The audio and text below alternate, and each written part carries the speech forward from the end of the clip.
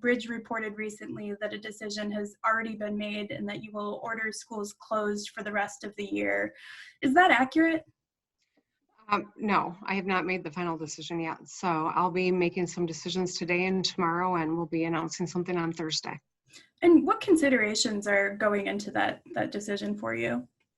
Well, I mean, into the bigger decision about what to do about education. I mean, we have 1.5 million kids in Michigan who are in our schools.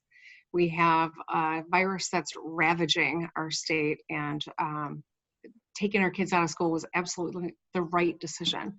But now we have to come up with a solution to meet their educational needs. And with the variety of districts that we have, they have different challenges, they have different access to resources. And so all of these are pieces of the issue that we have to solve. And I guess just mechanically, do you have to get the legislature on board for any of this, the Department of Education? Who are the stakeholders you're engaging with on this issue? I mean, I think that it's important that they are a part of the conversation and that they are supportive. And so we've been working incredibly hard with the MDE, with the 4 caucuses in the legislature, with our frontline educators who are the true experts.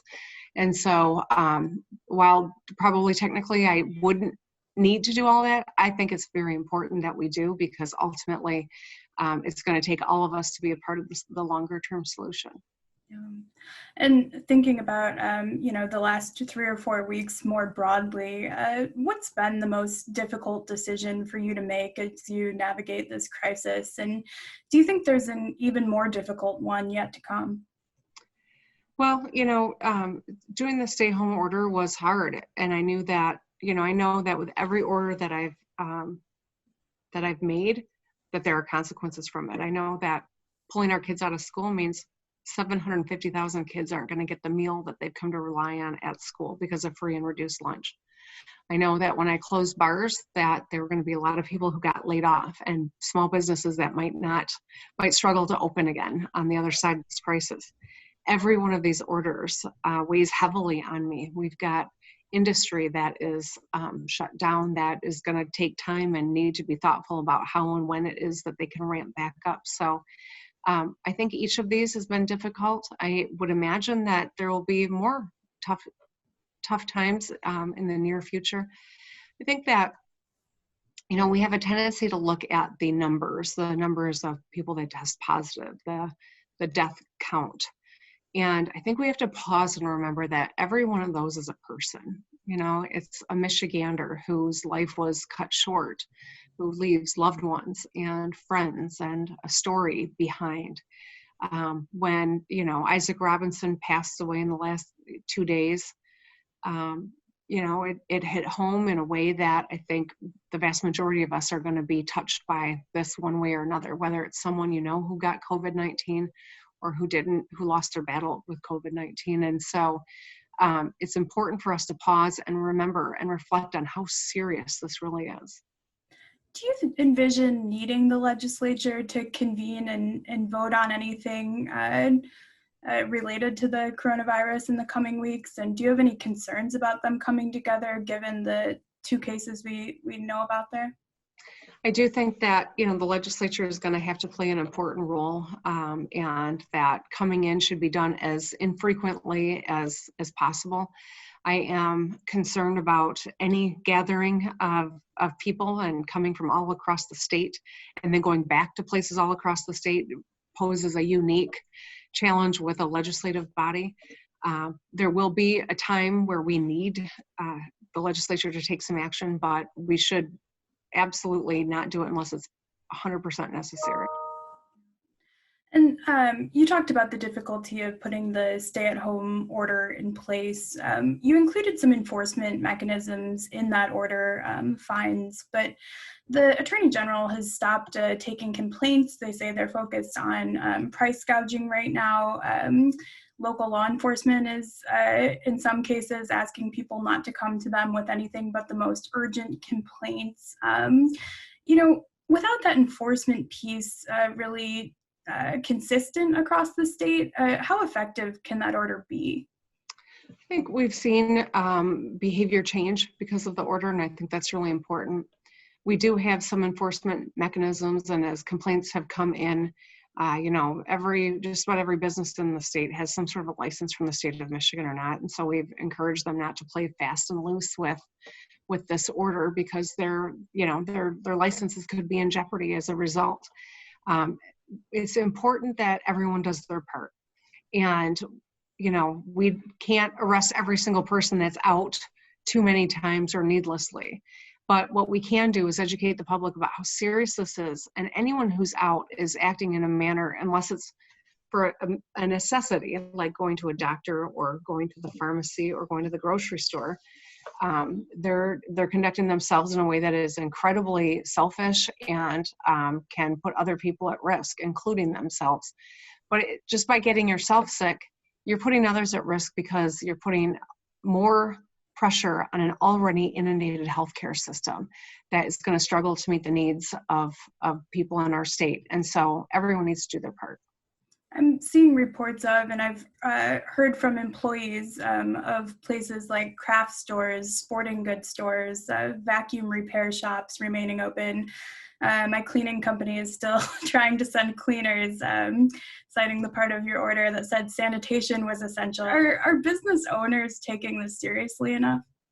I think most are, but there are some that are still exposing their employees to the possibility of COVID-19 exposure, and it's reckless, and it's against the law. So we will be taking action where we can, but what's most important is that people are demanding better of one another, because all of our futures are intertwined and at stake in this. And have you spoken with any business owners or asked them to be more judicious with their openings? I have, and I've been very blunt. This is a crisis unlike any of us has ever confronted.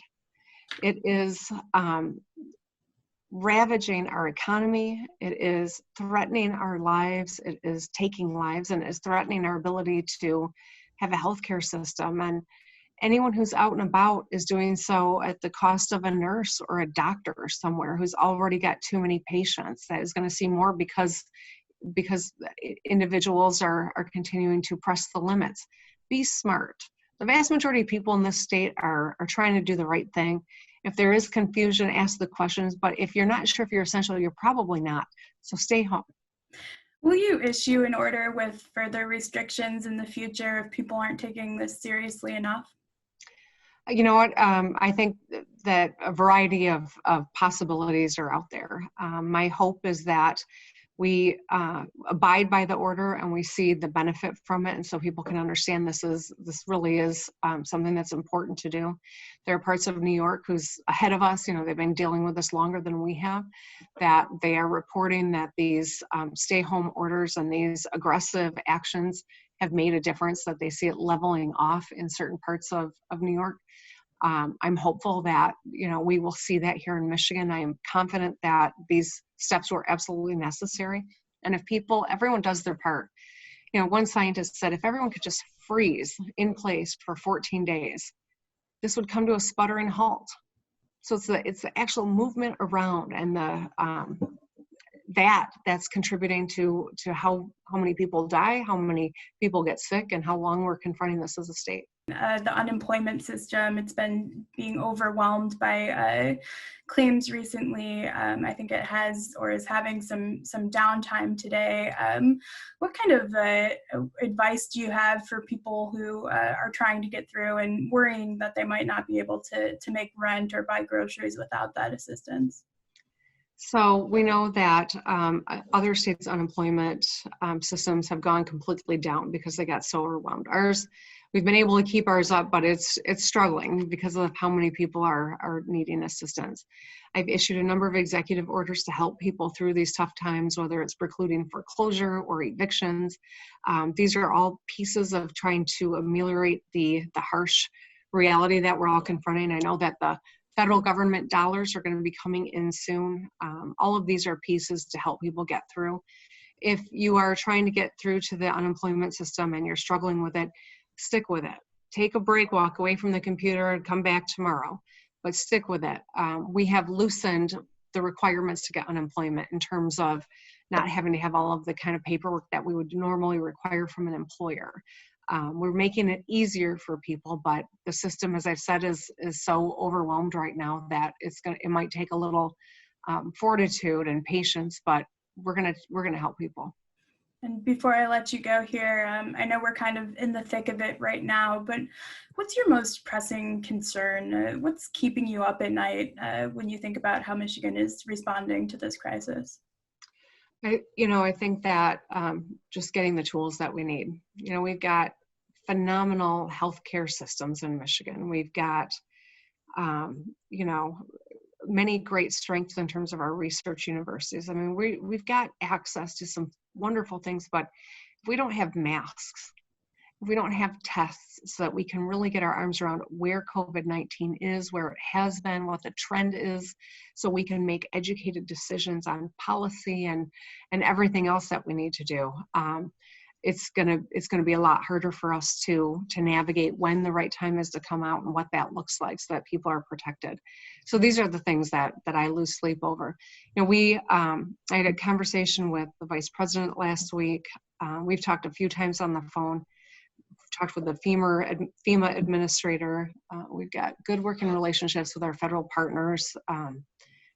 But 112,000 masks we're relieved, but it got us through the weekend. 112,000 masks doesn't solve the problem. It gets us through a couple of days. And that's why all the additional contracting we're trying to do outside of the federal government, all of the production that is starting to come online in Michigan, all of these are fundamental pieces to meeting people's needs. And that's where we have still a lot of work to do.